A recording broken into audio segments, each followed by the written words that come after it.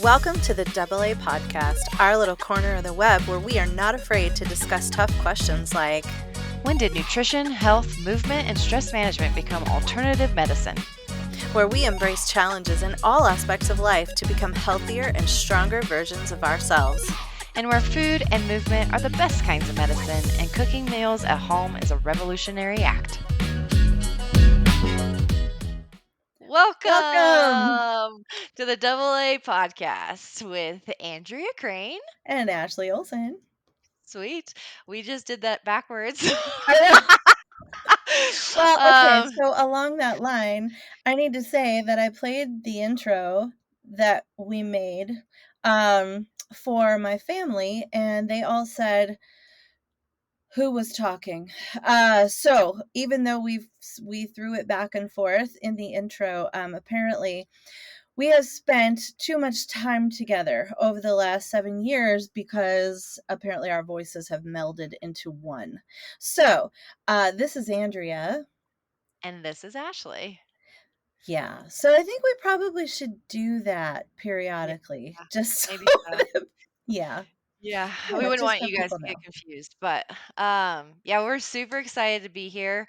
So kind of want to kick things off with this first episode on uh why? Why are we even here? Why That's a did we really feel good like we question. needed to fill a space in a ever-growing podcast world? Um, so honestly, it was an idea that I've been playing around with for a while now, but my cohort was quite preoccupied for the last 5 to 7 6 years. years. Yeah. Yeah, Yeah. so it wasn't really a feasible idea, and I wouldn't honestly have wanted to do it with anybody else. So, and I definitely don't need to talk by myself because you all know that if you do know me, that I can talk forever. But So I just want to say that, and we'll get to this, but about 2 weeks before my national boards, Ashley says to me, I'm, I am in the throes of the greatest stress perhaps that I've ever been under. And Ashley says, we should do a podcast. And so like, sure. Yeah, we could definitely do that. And, Ashley is not somebody that I like to say no to because often it is a grand adventure with her. So I am probably a little too much up for everything. So I said, of course. And then she so why not? graciously said, why don't you pass your boards first and then we'll reconvene. So, yeah. Which we will get to this, but I also want to give massive congratulations to Dr. Andrea Crane Thank for you. Thank you. passing her boards on just literally 5 days ago. Yep. Yeah. 5 So days, 5 days 5 of being glorious days. officially finished, Mm-hmm. and there Forever. will be no more. And I have been given specific instructions that if said Andrea Crane ever says that she wants to go back to school, I have the Yes. permission to fly up to Idaho and slap her in the face. So That's right. Yeah, I think I said something about a pair of scissors in the eye or yeah, something like that. So, yeah. we did both to say that she can do continuing ed, obviously, because Mhm. she'll have to do that for her uh, license, but Yes. nothing further than that. That's right. So That's right. I no am more degrees, finished. which we'll get to how many you actually do have. I Oh my honestly don't gosh. even know. So, It's totally okay, so ridiculous. why a podcast? I feel as I've um, grown in the industries, and as I've gotten to know Andrea as well, that we just have a lot to offer in terms of information. And what better place to do that than the World We Wide Web and the we podcast think we have world? a lot to say.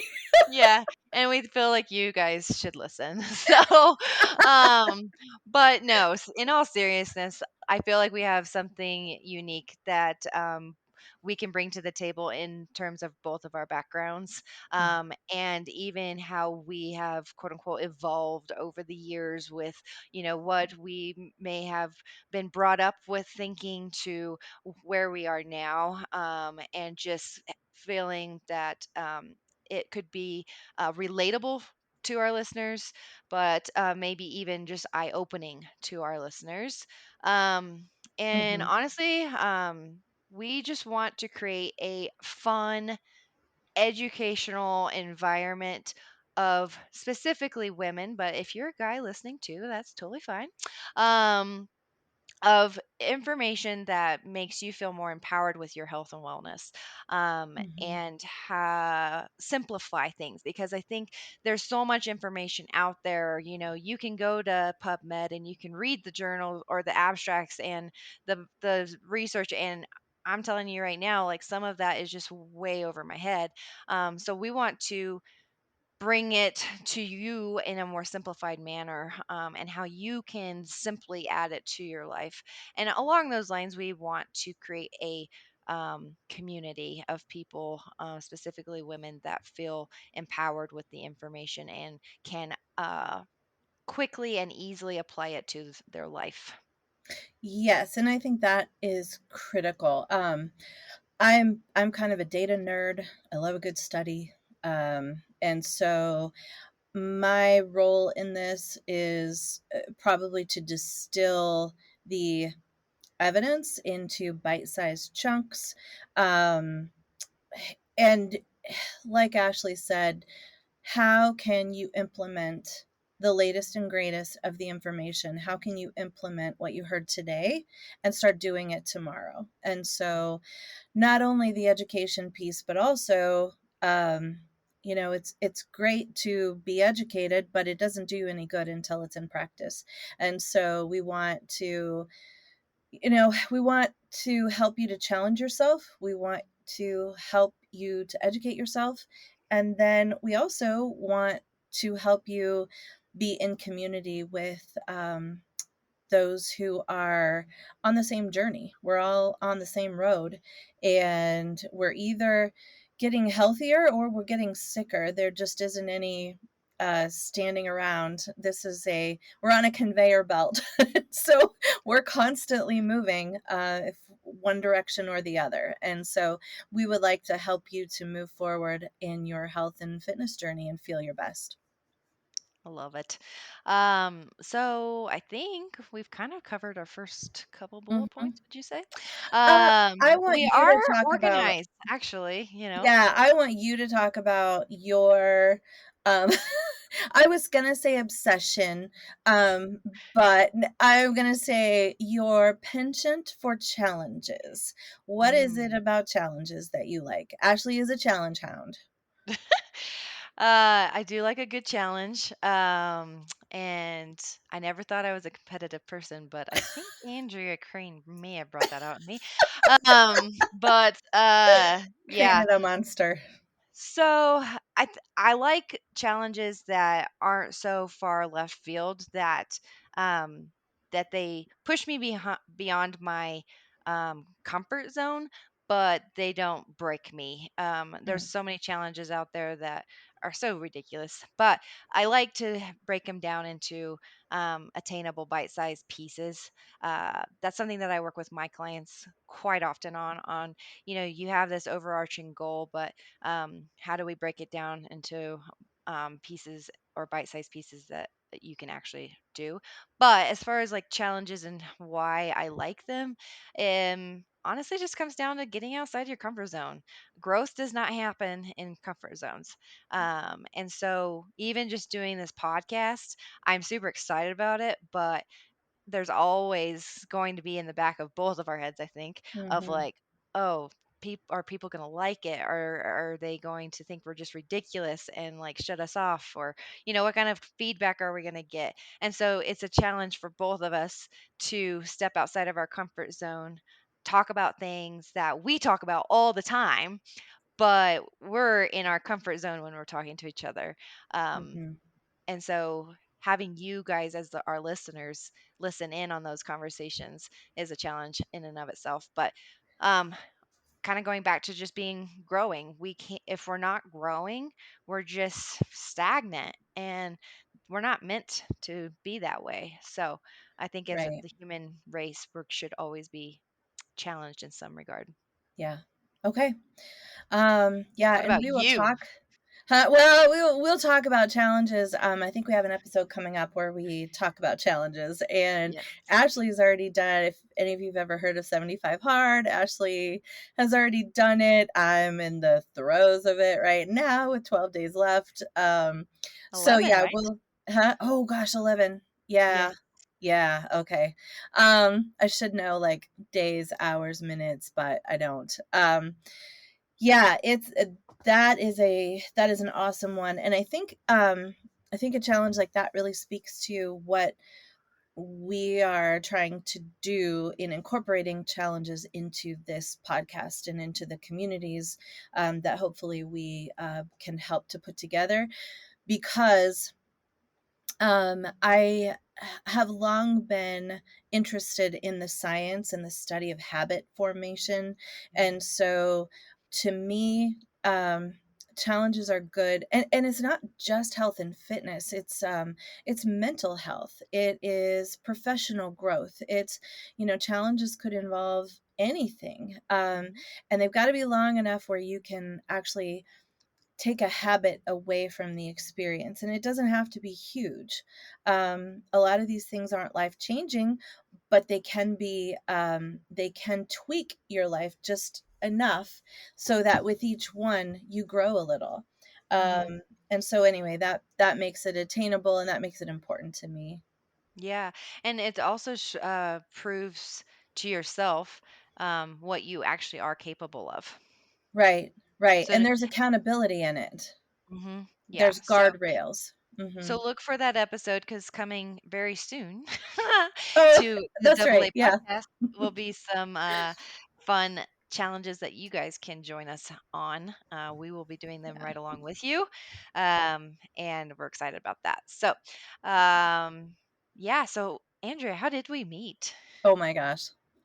Well, okay. So I had just gotten done with one of my degrees, and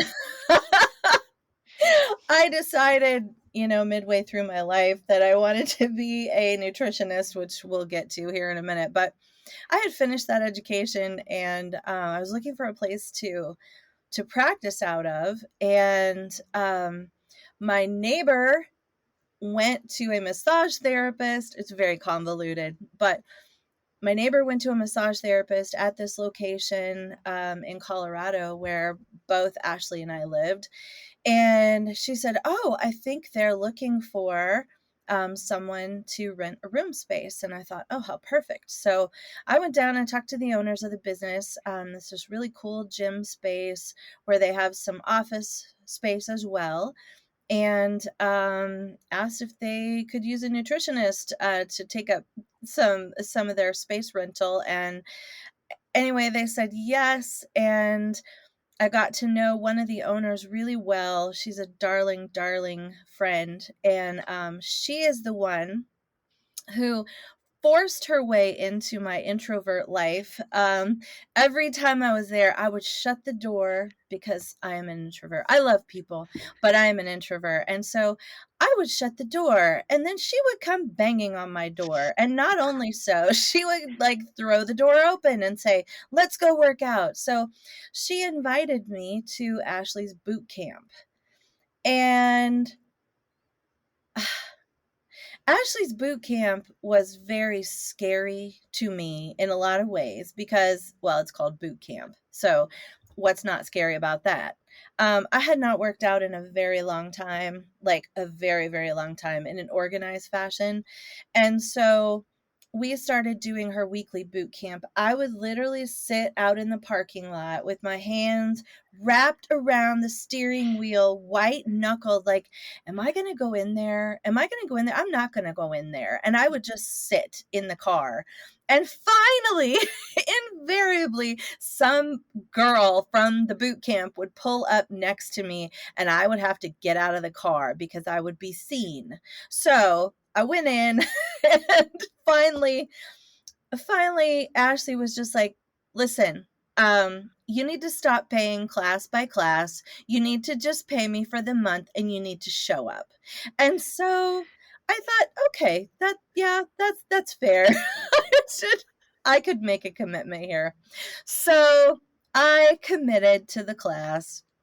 I got very strong because that is what Ashley does best is she takes women and she turns them into insanely strong, beautiful beast. And so, yeah. Anyway, I fell in love with her. She is just like she means the world to me. And yeah, that's we've kind of been inseparable ever since. And that was 7 years ago. That's crazy. Um it is crazy. So that's kind of my side of things. That's awesome. Yeah, so I had so that was 7 years ago. So I think I'd only been at the gym for not even a year yet.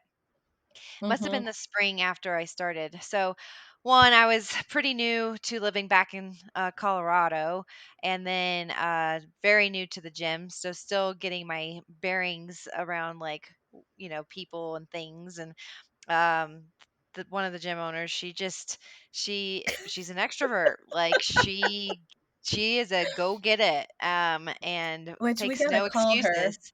I know. I know. But anyway, she literally brought us together, and Mhm. who would have thought we would have been inseparable ever since? But yeah, I remember Andrea coming in, and I would be like, dude, like just freaking come in, like don't why it's like ripping off a band-aid, you know? But Ah, yeah. And terror. I clearly remember the first day you deadlifted, and that was the first time you ever Hmm. had a barbell in your hand. You honestly didn't really know what the barbell was, Nope. what you were supposed to do with it. I gave her I a didn't know cue. the difference between a barbell and a dumbbell. Literally had no clue. Yeah. And so I remember I said, "All right, pick it up." And she picked it up, and you could just see a freaking light switch came on. I joke you not. Like, it was insane, the transformation. And then ever Mhm. since then, it was like you can stop her. So, um, and so she did. Became freakishly strong. I tried to keep up with her for a long time. Um, and You did. and there were just certain things that she definitely has surpassed me on. So, anyway, it was a definitely destiny, if you Mhm. will. Mhm. And Yeah, so I'm forever grateful for you too. She definitely challenged, talking about challenge, she definitely challenged my thoughts and my processes in regards to nutrition specifically, but in a really good way. And um, yeah, so I just am forever grateful for that. So I would have been stuck in my little rut for a long time had it not been for Andrea. So I think, maybe let's just talk about who we are and Yeah. um, why we're even here. So Okay. Well, yeah, Ashley, and one of the things that I think is really cool just about this podcast, like the things that each of us bring to this, and listeners, you're about to hear what Ashley brings to this. She's just a wealth of information. She is always um, hungry for the latest and the greatest with regard to research, with regard to fitness, with regard to movement, habit formation, like you name it, and she is devouring information. So she's extraordinarily curious, which I think is just the sign of a brilliant mind. So I'm so glad that she is the other half of this because she has taught me, and will teach you too, so much. Just about the importance of movement, the importance of nutrition. I bring my part of nutrition and she brings her part as well, and so I think the two of them dovetail very nicely. So I guess the first thing I want to know is, let's just dive right into, in the past, let's say 5 years or so, has anything changed in the way that you approach fitness, nutrition, health, etc.? yeah. So when I first, so I'd even go back maybe even farther because Sure. maybe only like a few years, because honestly, I started becoming a little bit more curious probably back in when I moved to Colorado. Mhm. Um, but I was how I got into the space and how I learned was truly macros based. When I got into fitness, so maybe I can go back and kind of talk about that too. Please. Yeah. Um, so I did not grow up loving sports. I was your girliest girl ever. My mother probably is like, "Who did I birth? Because this is not my daughter." Because I loved all the frilly things, and Mm. my beautiful mother did not. She enjoyed, sports, and she loved being outside and getting herself dirty, and she loved doing Mm. gardens, and Mm. she loved just being outside, and I loved being outside too, but in my Mhm. dress and my white fluffy That's socks awesome. and my dress shoes in the dead of winter. There is a video or picture, I can't remember, of me sledding down our back hill in a very frilly dress, Oh my god. refusing to put on snow gear. So that was me. And if you know me today, you're like, "Whoa, what happened?" That is but shocking. yeah, so I was very much your girly girl. My mom, tried to encourage me, and my dad tried to encourage me into doing some type of physical activity, but honestly didn't have the desire. I will say I did love horses, and so we Mm. actually worked at some stables growing up, and so that was my physical activity, really. Aside from just playing outside, we were constantly outside as kids. Um, but my journey didn't really start with working out until after I was married. So, probably age 26, did I start being like, I don't like the way I look. I needed some type of mechanism um, to basically um, have an outlet of some sort. Mm. And so where we were living at the time had a huge running movement that was started. And Mm. so I was like, well, it's free. I can go to the park right by my house and meet up with a bunch of people and just run. Like, it's not that hard, right?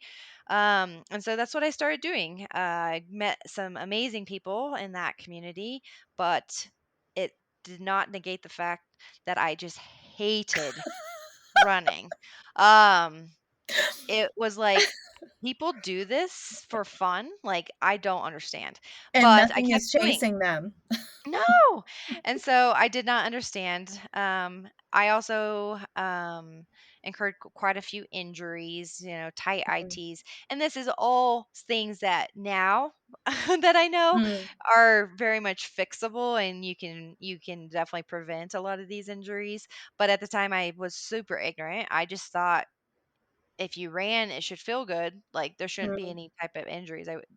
That whole, um, I was not familiar with impact or, um, like, you know, any type of injury. It just was so foreign to me. So, um, I did do a half marathon, completed that, and I did try to keep up running for about a year until my one of my good friends invited me to do a all women's boot camp.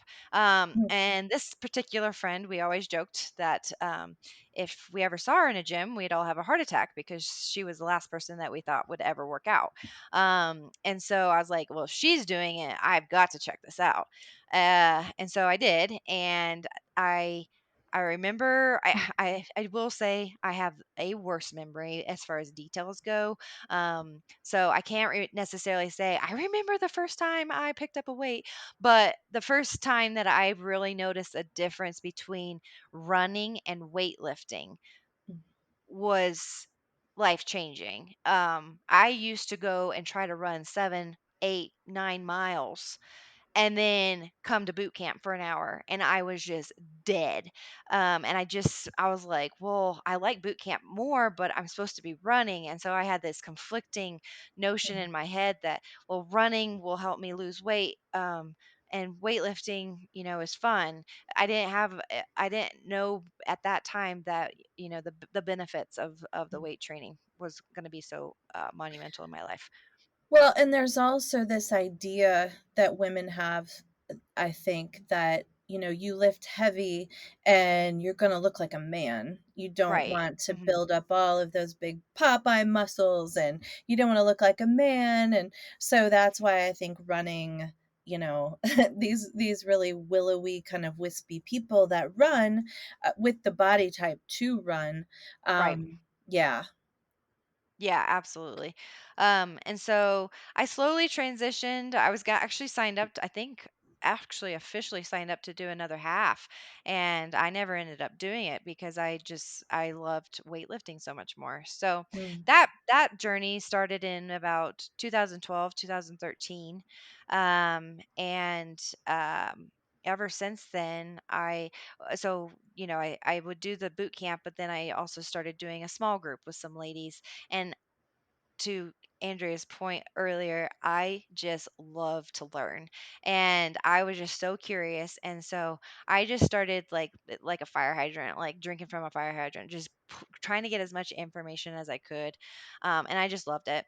And I was perfectly happy just having that as my thing. I would no notion in my head did I ever think of it being a trainer. One thing you will notice about me is I have very long stories, and my husband's always like, beginning, middle, end, like, um, like stop filling in the details. I will try to hurry this along. But You're fine. uh, I at the time I was working in academia, eh, and we had just gotten a new dean of our department and our college, and he was basically a horrible person. And so I was really struggling with my job and figuring out what I wanted to do. And I didn't know if I wanted to stay in academia, if I wanted to go back to banking.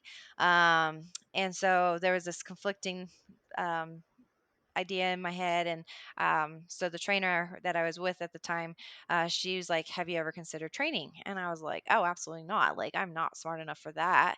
And she's like, "I really think you should give it a go. Like, just try it and see if it's something that you would like, because I really see that you would be good at it."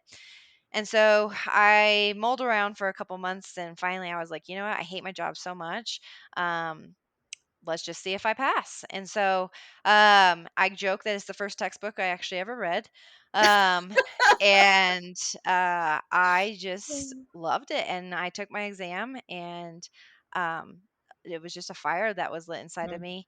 I got my first client a few weeks later, and um, I was deathly scared, and maybe we'll do a podcast on this too of um, kind of going Oh, back to challenges, but just deathly scared of leaving a secure job and doing full-time training. Like, that was just such a foreign mhm. concept to me. um, and so I did transition into a part-time position at academia in another area of the university, which thankfully was much better experience. But I within 6 months, I had to quit because I was so full with clients. Um, and so, and that's no like pat necessarily on my back. It's just that I Mm. just had such a passion for helping people, and um, I just loved it. So, and then we moved to Colorado, and I had to start all over again.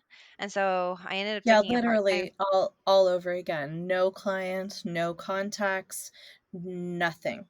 Yep.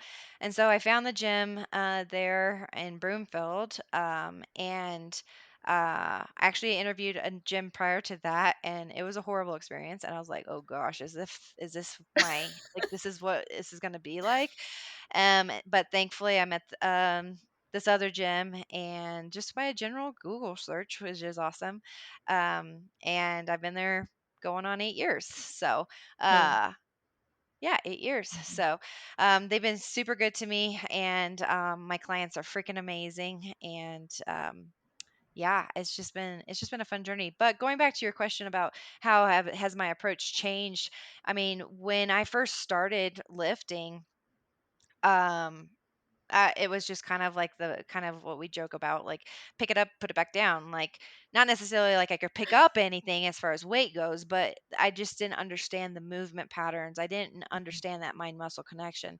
Then that obviously started becoming a little bit more ingrained in me, and I learned that. But I was definitely focused on just macros. Like, Mm. uh, didn't matter what the nutrition profile of it, as long as the macros added up for the day, I was fine. So, I was eating so much processed foods, and I was still seeing progress, because we'll get into this as well in our talks.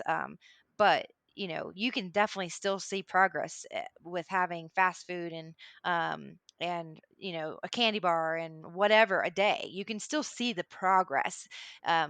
But are you truly healthy? That's a whole nother animal.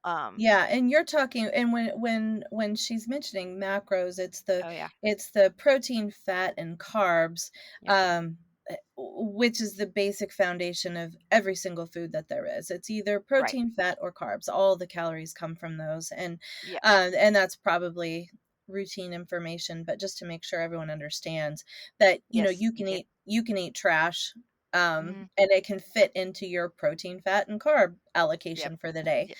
So Mhm. that's kind of what she's talking about there. Yeah. And so, when people were talking about, well, you need to eat whole foods, I was like, why? I'm making progress. Mhm. I don't understand why I needed, that's hogwash. And so, as I so that was ingrained in me for a long time. And I was definitely more in the camp of like, um all that matters is calories, macros calories. Because I mean, Mhm. if you do the mathematical equation, macros will equal your calories, right? Right. And so you can still build muscle, you can still lose fat, you can do all those things.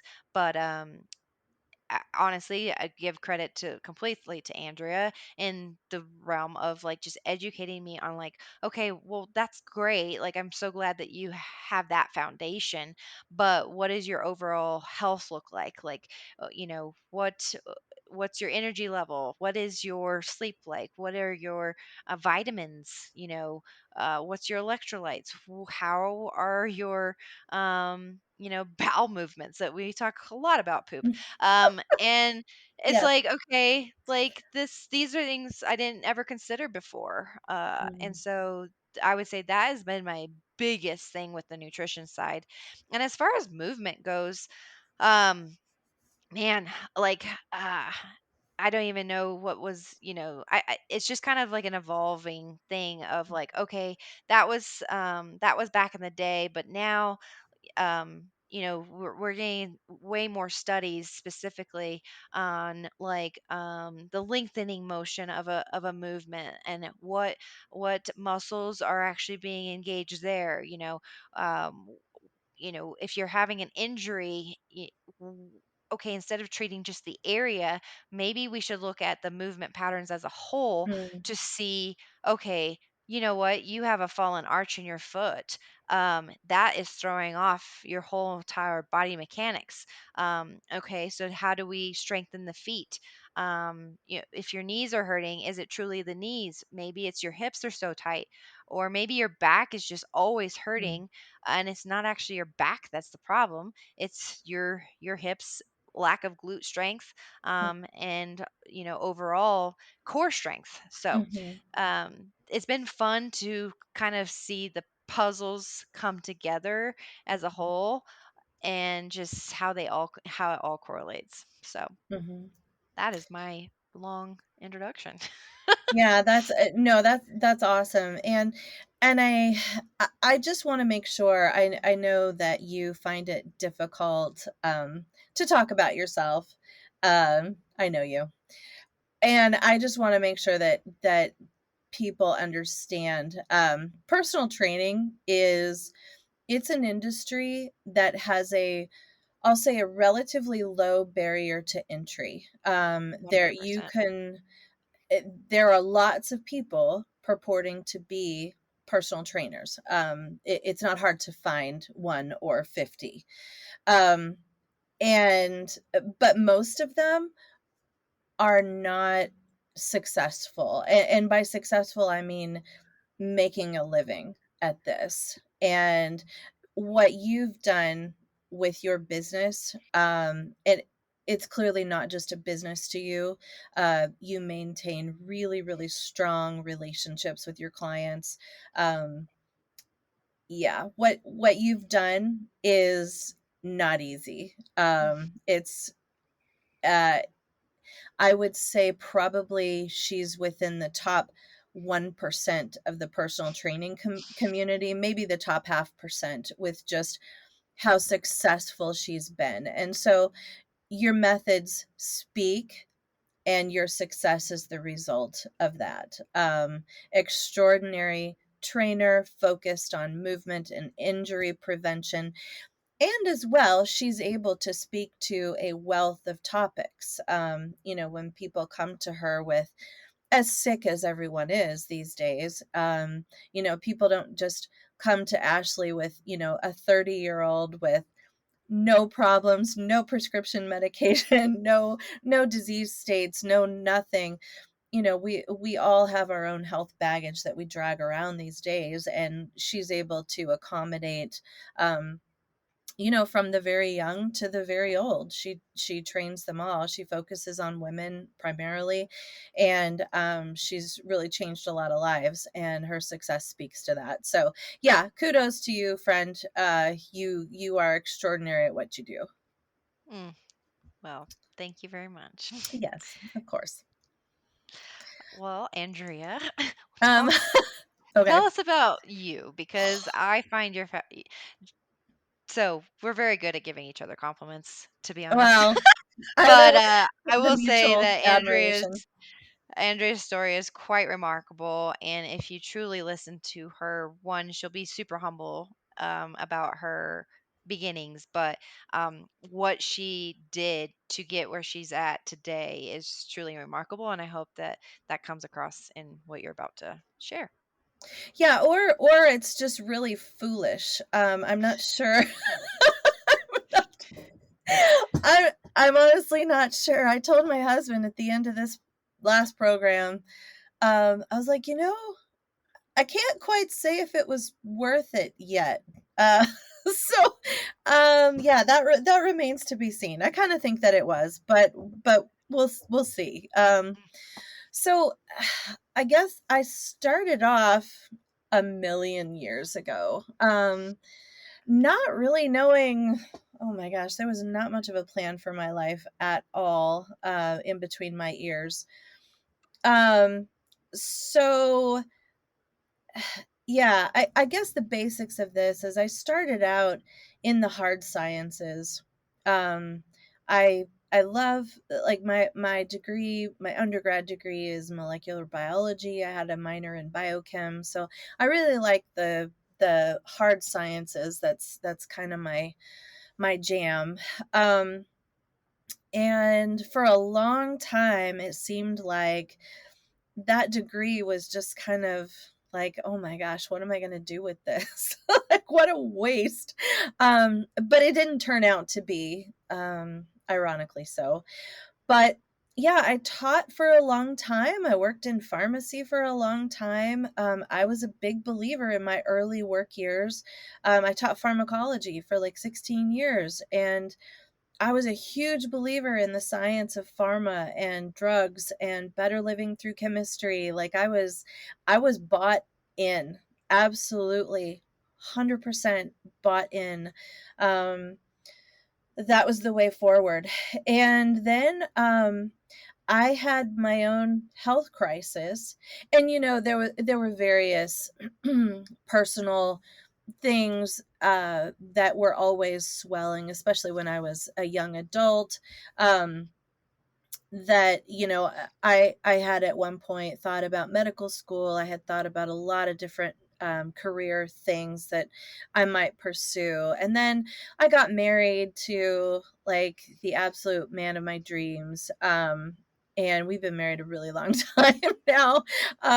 And he's still the man of my dreams. But that comes with sometimes some kids, and it did. And so all of those things, the years just sort of run by. But in the midst of child raising and living life, I had a really extraordinary health crisis. and it turns out that I did not win the genetic lottery. Am riddled with autoimmunity. I'm just a mess. And I've always been very athletic. I played college tennis. Um, I did a lot of cycling and mountain biking and running. Hate running, but all the other things I quite enjoyed. But a lot of aerobic activity, um, which actually, interestingly, stressed my body to the absolute max when I was a kid. And so that's probably a story for another day. That would be an interesting thing to talk about, just the Mhm. stresses. Mhm. Um, but yeah, so I had this autoimmune just absolute breakdown, of my body. I couldn't get out of bed. I was homeschooling kids, and my husband at the time was thinking that he might have to quit his job and come home and take care of me, which is just absolutely unheard of. Um, so at the time, I was being offered medication that you treat really severe autoimmune exacerbations with. And I knew enough to know that I don't want these medicines. One of them that I was offered and encouraged to take was a chemotherapy drug, just to completely suppress my immune system, which was just attacking my whole body. Um, and I politely declined and thought there's got to be another way. And so literally in between, laying on the bathroom floor in the night praying to die, in between that and during the day wondering, gosh, there's got to be some other way. There has to be some other way, because these drugs they are going to result in lymphoma or some other type of cancer, or they're going to destroy my liver, by the time I'm 50 or 60. And so I really feel like I was led to, nutrition as an alternative, and that had never occurred to me before, not ever. Um, and I just started studying, and I listened to podcasts. I listened to, anybody that was talking about treat using food as medicine to treat very serious illness. Obviously, we all know about using food as medicine to treat things like diabetes, but this was no, using food as medicine to treat really, serious acute exacerbations of conditions like right now.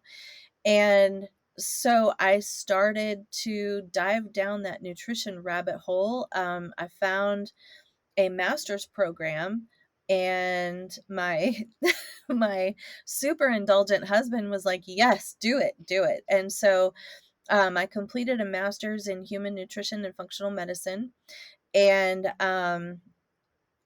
it was at the end of that program that I met Ashley, and that we started, working together at the same place.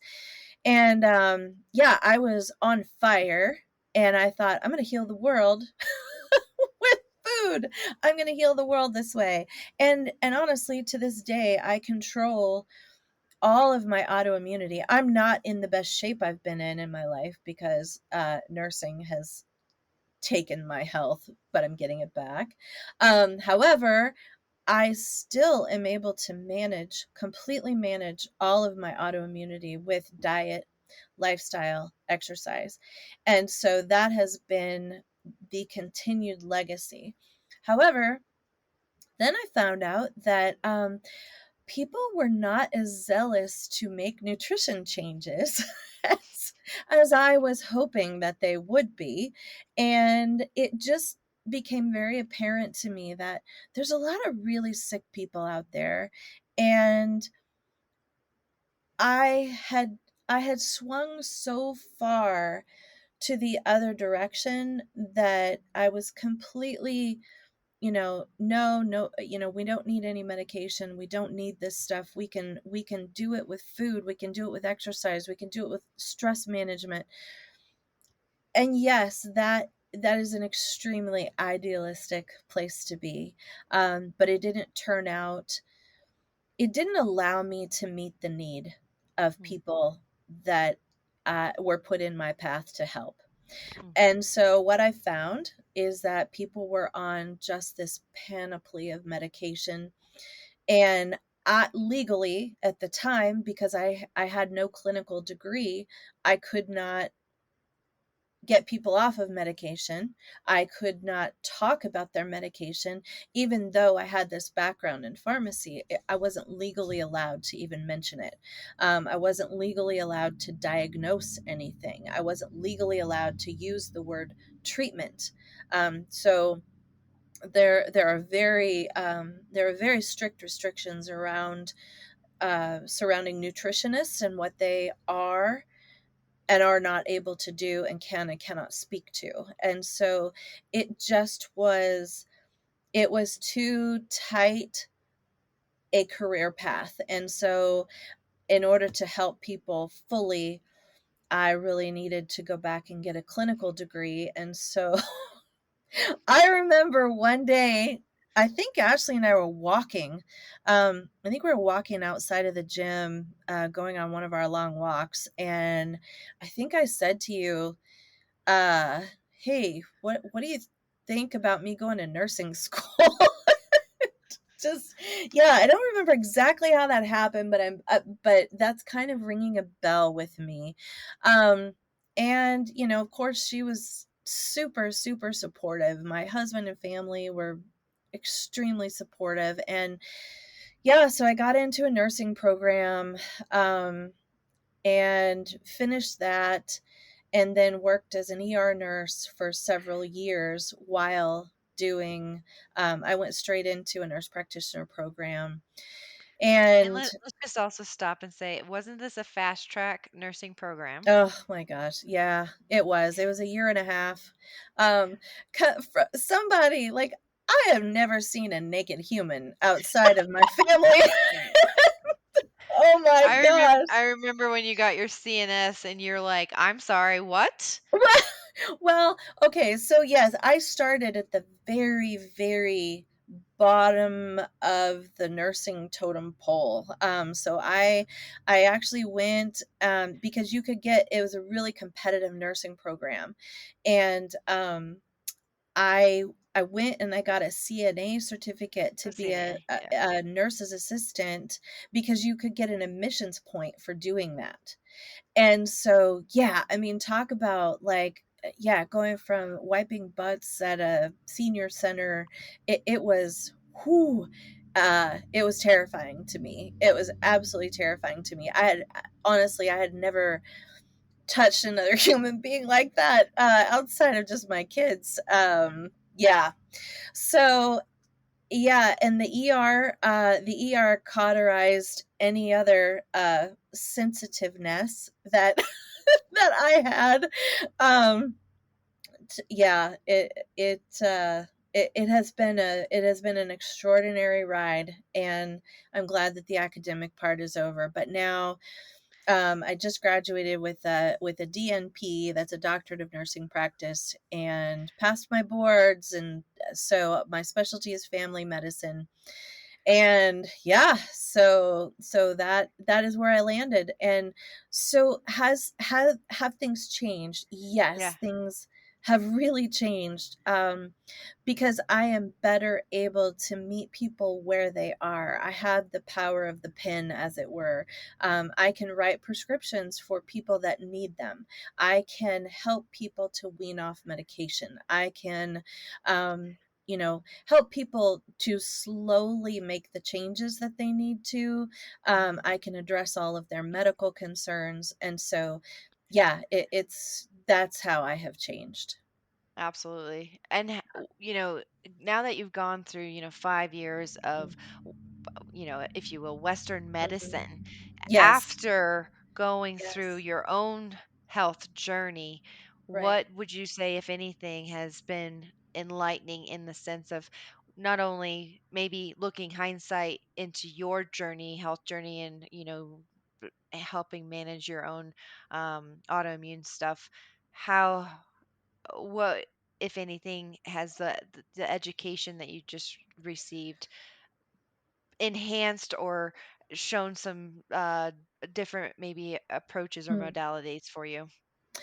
Yeah, you I think probably the biggest thing that it taught me is to expand your thinking. Don't get stuck in a silo. Because even people who are, super crunchy and holistic, and I consider myself super crunchy and holistic. But I'm also very data driven. I'm a huge study nerd.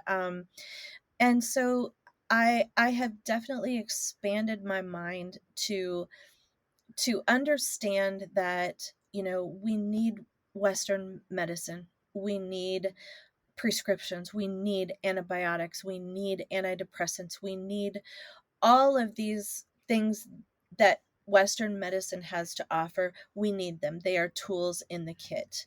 Um, does that mean that, that's the only way? No, I don't believe that. But I think it is a tool that is necessary in the toolkit, at least for me as a provider. Um, I need to be able to access everything in the service of my patients, not just food, not just stress management, not just drugs. I need all of it to Hmm. treat the whole person. I love it. Yeah, Yeah. so good. Um, yeah, I don't know if I have much to add. I mean, this what's so fun about this podcast, and what we find will be fun is just being able to dive into certain topics. And with that in mind, we want you as our listeners to be um, able to give us feedback on what you would like us to discuss. So once a month, we were planning on doing an episode of a Q&A. So we will Mm, put out in our we'll create an email where you can ask us questions, but also on our social medias, we will be asking. We're right now talking about like the third week of every month, putting out a question box that you can ask us anything and everything, mhm, and we will try our best to answer some of those pressing questions, not only in nutrition but in fitness as well. And we want you guys to be involved in this podcast as much as we are having fun just chit chatting with each other. So, so that's going to happen. Our goal is that we will have an episode every week, dropping every Tuesday, and we even have a calendar. We're so official. So uh, the we we shared are calendar. we are really Yep. wanting to put forth a Yeah. quality product for you. And I hate the term product because we're not selling anything, but I want to put forth information that is truly valuable to you guys and is informational, and that you can apply to your life. We do, not just I, but yeah, we knew this episode was going to be a little bit longer, but our goal is that the majority of our episodes will be 20-30 minutes, because we understand your time is valuable. You don't need to hear us chit chatting for an hour plus. I know there are plenty of very well listened to podcasts out there that are long form, but we understand that our community is typically on the go and just needs something quick and easy to listen to, and also easy to digest in terms of the information that we're providing. So I think that's all that we had on the agenda for today. Yeah. Yeah. I think Anything we did else? it. We are closing in on 55 minutes. So, I know, yeah, which is pretty impressive, actually. yeah. I was fully expecting a 60 plus. Mhm. So, Now, I yeah. will say one thing, and I'll have an official disclaimer at the end of Oh this. yeah. Yeah, this is. this is obviously, we want to take your questions and we want to be able to speak to your situation in the best way that we can. I will say, however, this is not intended for use as a substitute for your medical professional, because there simply is no substitute for your provider being able to lay eyes on you, lay hands on you, and to know, like, to intimately know in and out your situation and the details of your situation. Mm, Being able to treat somebody medically is all about the questions that you can ask and the background information that you gather, um, i- in order to make an accurate diagnosis and come up with a treatment plan. So that is beyond the scope of what we are what we are able to do in this format. However, if there is generalized information that we can give, generalized questions that you have, we really want you to be able to make use of the years of study and experience that we have between the two of us. So we hope that you'll make use of that. awesome. Well, Andrea, it has been a pleasure. Ashley, I know. Yeah. Uh, So we are so excited for this journey, and I'm like happy to have you all along on this. And honestly, I think that's a wrap for episode 1. So we will Nice. catch you guys in the next episode. And thanks so much for listening. Bye bye.